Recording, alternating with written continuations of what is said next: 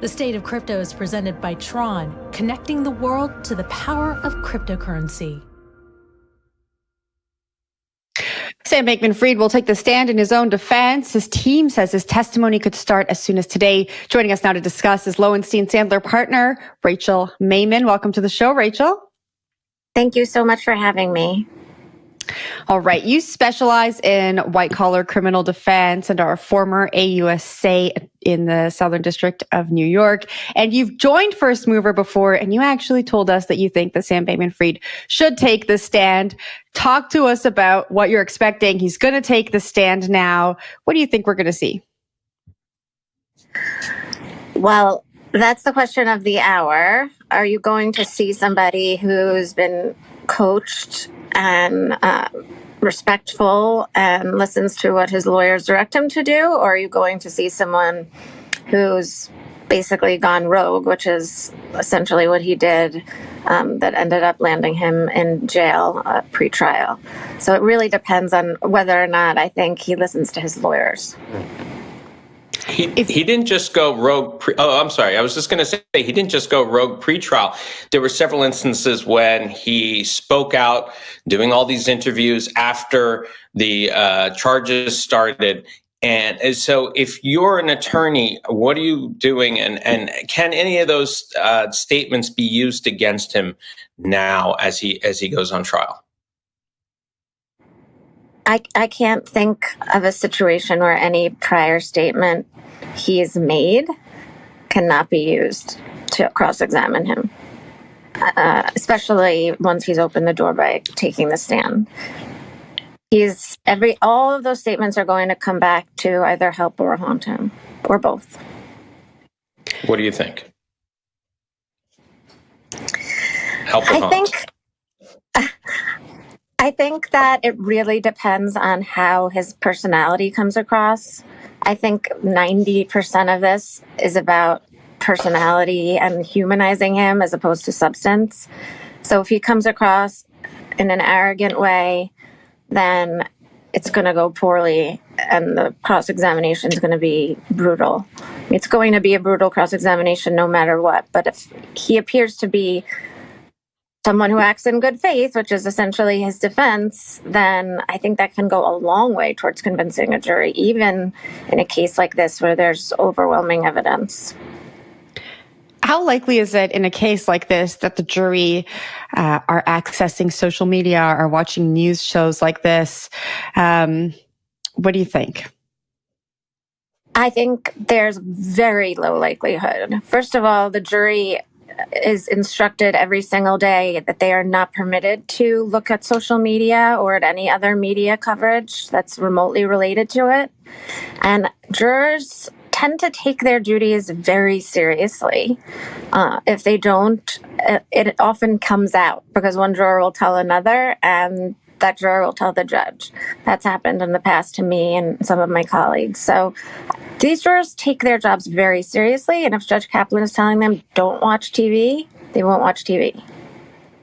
They're so lucky. So how does this play out? And in terms of, you mentioned it's going to humanize him and things like that. So how if you were his defense lawyer, and you say that it was done in good faith, just kind of flesh that out a little bit. How should we expect them to, and I know you're not there every day and you're not seeing the day-to-day combat, if you will, but how would you try to coach him and what would you say to him? Well, first of all, my main goal would be to totally portray him and reorient the jury. So right now they only know him through the testimony of cooperators and through maybe written statements and oral statements that have come into evidence.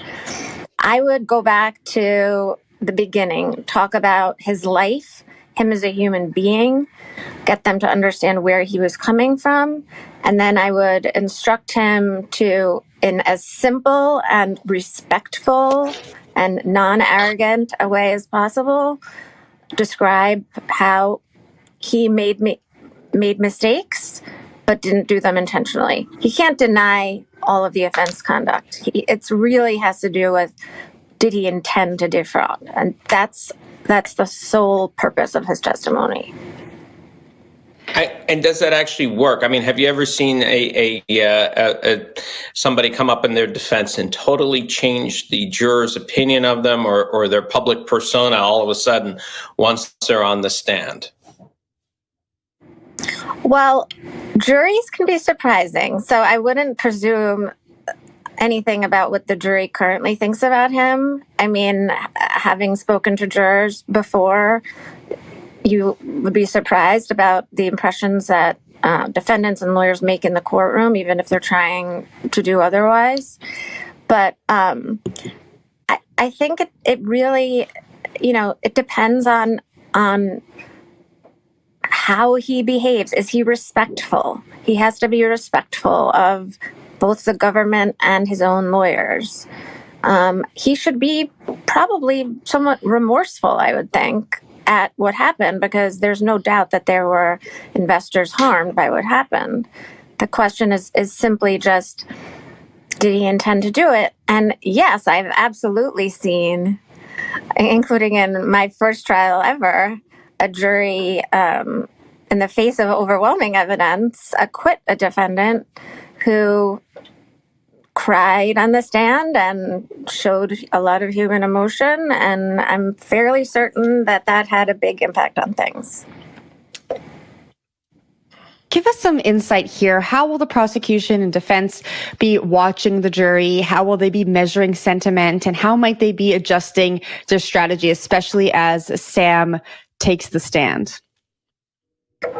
They won't be, because it's purely reading tea leaves. It's hard to avoid looking at the jury and trying to imagine what they're saying. And some people have certain facial expressions that they always wear, an angry facial expression or a bored facial expression. And those are the people who are most excited about the case in the end and who, are most positive about the government's evidence. So they can't read the tea leaves by looking at what the jury is saying. They have to make their decisions based upon what they think is the most effective legal strategy.